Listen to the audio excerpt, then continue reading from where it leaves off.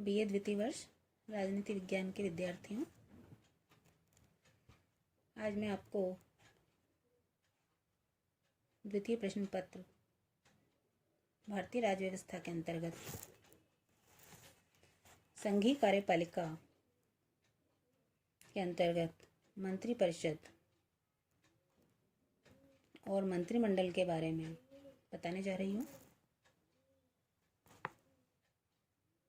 कई बार साधारणतया लोग मंत्रिपरिषद और मंत्रिमंडल को एक ही संस्था मान लेते हैं, लेकिन इन दोनों में काफ़ी अंतर है।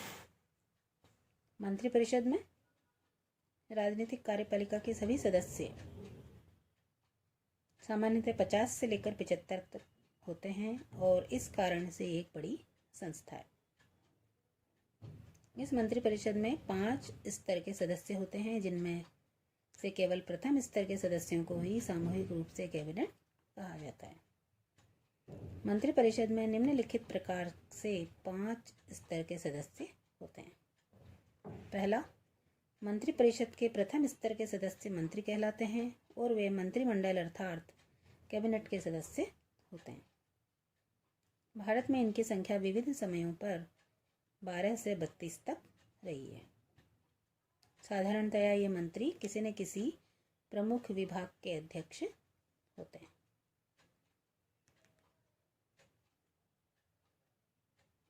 दूसरा, कुछ ऐसे मंत्री होते हैं जो मंत्रिमंडलीय स्तर के मंत्री होते हुए भी कैबिनेट के सदस्य नहीं होते।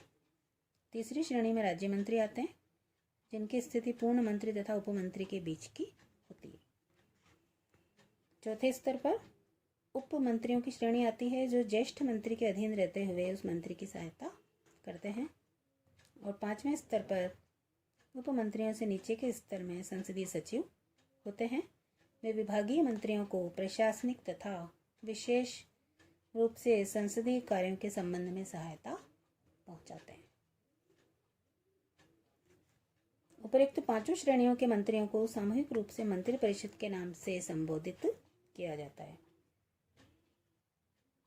रैमजे मेयर ने मंत्रिमंडल के संबंध में कहा है कि यह मंत्रिपरिषद का हृदय है, शासन का परिचालन यंत्र है, जिसमें सभी महत्वपूर्ण विभागों के राजनीतिक अधिकारी सम्मिलित रहते हैं। इस प्रकार मंत्रिमंडल या कैबिनेट मंत्रिपरिषद का भीतरी चक्र है। यह मंत्रिपरिषद की सबसे अधिक महत्वपूर्ण आंतरिक समिति के रूप में होता है। अब हम अगले क्रम पर यह पढ़ेंगे कि मंत्रिमंडल की शक्तियां और कार्य क्या हैं।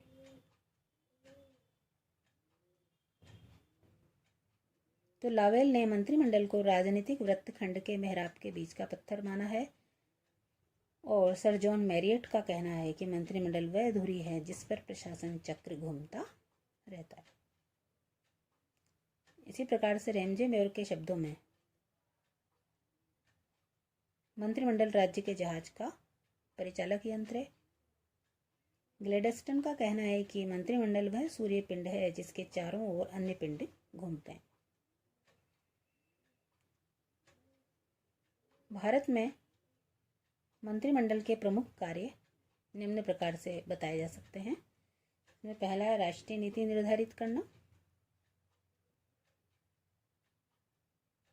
मंत्रिमंडल ये निश्चय करता है कि आंतरिक क्षेत्र में प्रशासन के विभिन्न विभागों के द्वारा और वैदेशिक क्षेत्र में दूसरे देशों के साथ संबंध के विषय में किस प्रकार की नीति अपनाई जाएगी।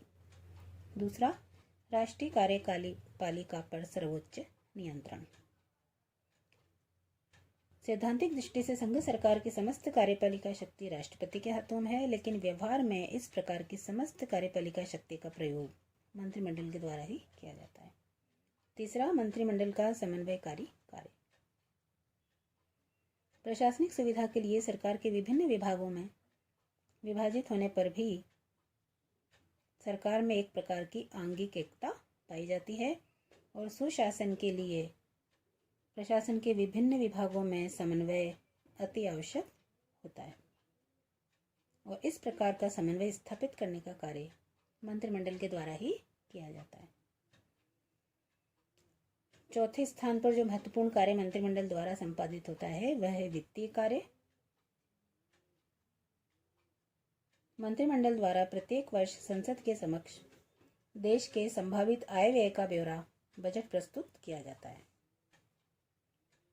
5वां, वैदेशिक संबंधों पर नियंत्रण। कैबिनेट द्वारा ही देश के वैदेशिक संबंधों पर भी नियंत्रण रखा जाता है। विदेशी राज्यों के अध्यक्षों या सरकारों के साथ समस्त वार्ताओं का संचालन प्रधानमंत्री या विदेश मंत्री या प्रधानमंत्री के किसी अन्य प्रतिनिधि द्वारा किया जाता है, और जब इस वार्ता के परिणाम स्वरूप कोई संधि या समझौता हो जाता है तो संसद को उसके संबंध में सूचना दी जाती है, और यदि आवश्यकता हुई तो संसद से उसकी स्वीकृति प्राप्त कर ली जाती है। तो वैदेशिक संबंधों के संचालन में संसद की भूमिका बहुत ही गौण होती है, और कैबिनेट के द्वारा ही वैदेशिक संबंधों के संचालन में महत्वपूर्ण भूमिका निभाई जाती है। 6ठा प्रमुख कार्य, नियुक्ति संबंधी कार्य।